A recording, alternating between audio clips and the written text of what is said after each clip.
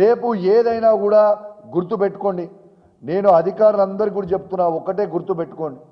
మీరు అవునన్నా కాదన్నా, మీకు ఇష్టం ఉన్నా ఇష్టం లేకున్నా 4 ఏళ్ల తర్వాత ఖచ్చితంగా ఈ తెలంగాణ రాష్ట్రానికి మళ్ళా కేసీఆర్ గారు ముఖ్యమంత్రి కాబోతా ఉన్నారు అనే విషయం మాత్రం మీరు మర్చిపోకండి.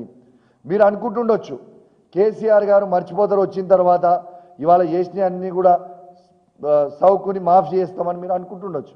ఏ కూని మాఫీ చెయ్యము. ఖచ్చితంగా మీరు చట్టానికి లోబడి పనిచేయండి. మీరు అతి ఎక్స్ట్రాలు చేయకండి. మీరు పొద్దున వస్తారు మా పొద్దున నేను కూడా అడుగుతున్నా. ఇవాళ అసలు ఇవాళ పొద్దున నేను హుజరాబాద్లో ఉన్నా. హైదరాబాద్లో నా ఇంటి చుట్టూ 100 మంది పోలీసు వాళ్ళని పెట్టింది.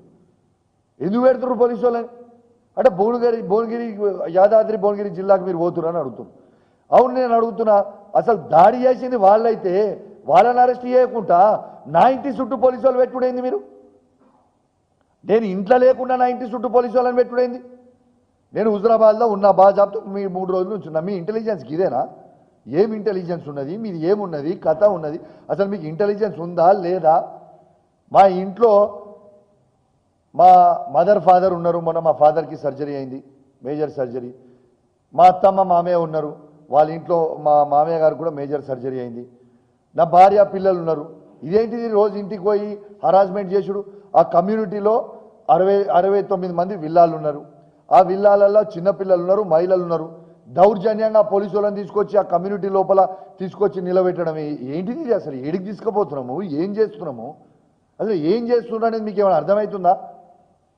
అసలు దాడి చేస్తారు వాళ్ళు, దాడి చేసిన వాళ్ళని తీసుకొచ్చి వాళ్ళని అరెస్ట్ చేయకుండా, వాళ్ళ మీద కేసులు పెట్టకుండా మా మీద కేసులు పెట్టుడైంది.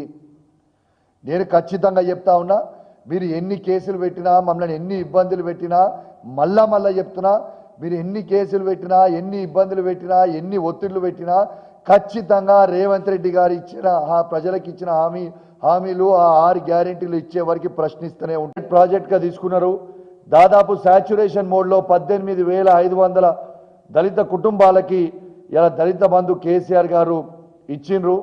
దాని 2వ విడత అనేది మీరు ఆపమని కాపీ ఇచ్చిండ్రు, మీరు ఆపమని ఆర్డర్స్ ఇచ్చిండ్రు. మరి దాని సంగతి ఏంది? మేము 2వ విడత దళిత బంధు ఇవ్వమని అడిగితే పోలీస్ అధికారులు మా మీద కేసులు పెడతా ఉన్నారు, వాళ్ళని ఇబ్బంది పెడతా ఉన్నారు. దీని సంగతి ఏంది అని మేము అడిగితే దానికి జవాబు చెప్పరు. అదేవిధంగా నా హుజరాబాద్ నియోజకవర్గంతో పాటు తెలంగాణలో ఉన్న ప్రతి కాన్స్టిట్యున్సీకి 10 కోట్ల రూపాయలు ఎస్డిఎఫ్ ఇచ్చిండ్రు. మరి ఈ ఎస్డిఎఫ్ కాంగ్రెస్ పార్టీ పైసలా లేకుంటే గవర్నమెంట్ పైసలా అని నేను అడిగిన. ఎందుకు అడిగినా అంటే, ఇలా ఎస్డిఎఫ్ అని పేరు పెట్టి ఓడిపోయిన వాళ్ళతోని, డిపాజిట్ రాని వాళ్ళని, ప్రజలు తిరస్కరించిన వాళ్ళతోని ప్రపోజల్లు తీసుకొని కాంగ్రెస్ పార్టీ ఇన్ఛార్జ్ ప్రపోజల్ మేరకు మేము శాంక్షన్ చేస్తున్నామని ప్రొసీడింగ్ కాపీస్లో వాళ్ళు ఇవ్వడం జరిగింది. ఇదేం పద్ధతి? ఇదెట్లు ఇస్తారు? కాంగ్రెస్ పార్టీ ఉన్న దగ్గరేమో ఎమ్మెల్యేలు ఇచ్చిన కాడ ప్రపోజల్ ఇస్తారు, మా బీఆర్ఎస్ పార్టీ శాసనసభ్యులు ఉన్న దగ్గరనేమో కాంగ్రెస్ పార్టీ ఇన్ఛార్జ్ అని ఇస్తారు. మరి ఈ పైసలే మన కాంగ్రెస్ పార్టీవా నేను అడుగుతా ఉన్నాను. ఇలా ఒకటే అడిగిన వాళ్ళని, ఇలా మీరు కాంగ్రెస్ పార్టీ వాళ్ళ మీరు మంత్రులు ఉంటే ఉండొచ్చు. కాంగ్రెస్ పార్టీ మీ ఎమ్మెల్యేలని మిమ్మల్ని ప్రజలు ఓట్లేసి ఎట్లయితే ఎమ్మెల్యే గెలిపించిర్రో మమ్మల్ని కూడా ప్రజలు ఓట్లేసి అట్లనే ఎమ్మెల్యేగా గెలిపించిర్రు. ఓ 10 ఎమ్మెల్యేలు మాకంటే ఎక్కువ కూర్చుంటే మీరు మంత్రులే ఆడ కూర్చుర్రు, లేకుంటే మేము అధికారంలో